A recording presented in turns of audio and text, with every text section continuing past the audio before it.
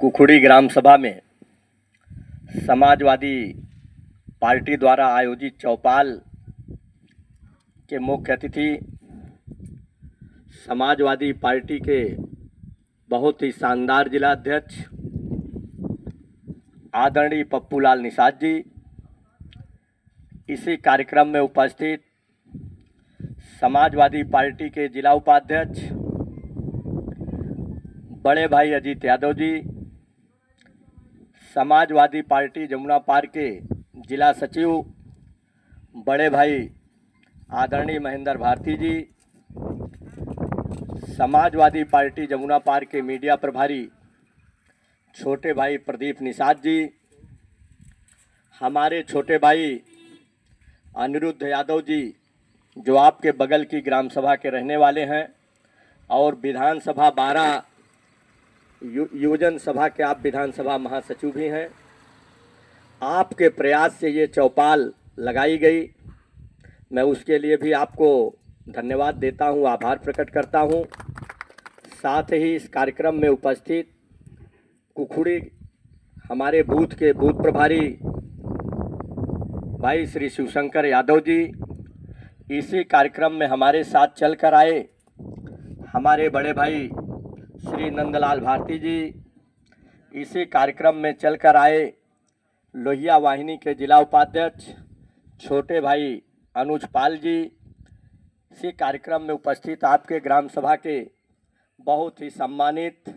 आदरणीय श्री परशुराम भारतीया जी, आदरणीय श्री विनय भारतीया जी सहित सभी ग्रामवासी साथियों, इस समय हम लोग समाजवादी पार्टी के राष्ट्रीय अध्यक्ष उत्तर प्रदेश सरकार के मुख्यमंत्री परम श्रद्धेय आदरणीय अखिलेश यादव जी के निर्देश पर हम लोग गांव-गांव जाकर के महापुरुषों के संघर्ष और समाजवादी पार्टी की नीतियां, उनके विषय में हम आप सब लोगों से चर्चा पर चर्चा करके चौपाल के माध्यम से हम लोग यह जानने का भी काम कर रहे हैं कि आखिर किस कमियों की वजह से हम लोग शासन सत्ता से बाहर हैं और ऐसे कौन से उपाय किए जाएं कि हम लोग पुनः शासन सत्ता में स्थापित हों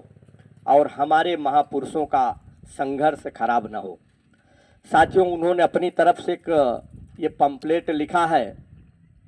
इस पंपलेट में बड़े बड़े अक्षरों में उन्होंने लिखा है,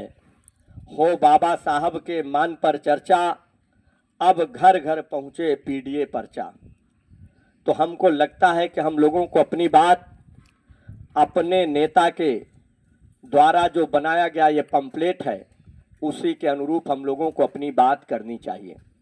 साथियों, इसमें सबसे टॉप पर लिखा है बाबा साहब के मान पर चर्चा। इस समय आप देख रहे होंगे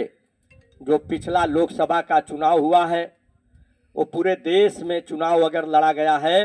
तो बाबा साहब के संविधान पर चुनाव लड़ा गया है। बाबा साहब द्वारा बनाए गए लोकतांत्रिक अधिकारों पर चुनाव लड़ा गया है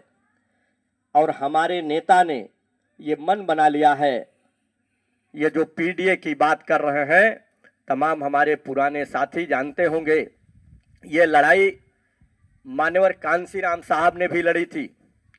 मान्यवर कांसीराम साहब ने जो बहुजन समाज शब्द दे करके देश के अंदर 2 वर्गों में बंटवारा किया था, 15 और 85 की संज्ञा दे करके, वही हमारे नेता आदरणीय अखिलेश यादव जी ने भी इस समय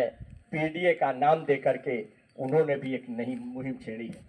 क्योंकि साथियों, उन्होंने इसलिए किया है ये काम क्योंकि आप ही लोगों में से डिमांड ये बात जाती थी कि माननीय अखिलेश यादव जी को लाइन खींच करके काम करना चाहिए। आखिर वह कौन सी लाइन खींच करके काम करनी चाहिए, इसी पर्चे में उन्होंने यह भी दर्शाया है। मैं इसकी 2 लाइन आपके बीच में पढ़ना चाहूँगा। उन्होंने लिखा है, प्रिय पीडीए समाज, प्रभुत्ववादियों और उनके संगी साथियों के लिए बाबा साहब सदैव से एक ऐसे व्यक्तित्व रहे हैं जिन्होंने संविधान बनाकर शोषणात्मक, नकारात्मक, प्रभुत्ववादी सोच पर पाबंदी लगाई थी। तो साथियों, माननीय अध्यक्ष जी ने इस पंपलेट में जिस प्रभुत्ववादी शब्द का उपयोग किया है, अगर आज हमारे देश के अंदर भूखमरी है, गरीबी है, छुआछूत है, भेदभाव है, ये उन्हीं प्रभुत्ववादियों की देन है। हमारे नेता ने उन्हीं प्रभुत्ववादियों को टारगेट करके यह बात कही है कि ये वही प्रभुत्ववादी लोग हैं जो बाबा साहब द्वारा बनाए गए संविधान को भी नहीं स्वीकार करते। ये अभी भी देश को उसी विधान से चलाना चाहते हैं जिसको बाबा साहब ने बहुत पहले आग लगा करके उसको जलाने का काम किया था। ये आज भी देश को उसी मन विधान से, मनुस्मृति जिसको कहते हैं, ये आज भी उसी से चलाना चाहते हैं जिस मनुस्मृति में हमको आपको इंसानों जैसी जिंदगी जीने का अधिकार नहीं था। हमारी आपकी स्थिति जानवर से भी बदतर थी, लेकिन धन्य हो बाबा साहब डॉक्टर भीमराव अंबेडकर जी ने कि उन्होंने देश की आजादी के बाद जब इस देश में संविधान बनाया तो उस संविधान में हमको आपको भी इंसानों जैसी जिंदगी जीने का अवसर देने का काम किया। आज वो संविधान खतरे में है, बाबा साहब का वो संघर्ष खतरे में है। मान्यवर कांसीराम साहब ने जो गांव-गांव साइकिल चला करके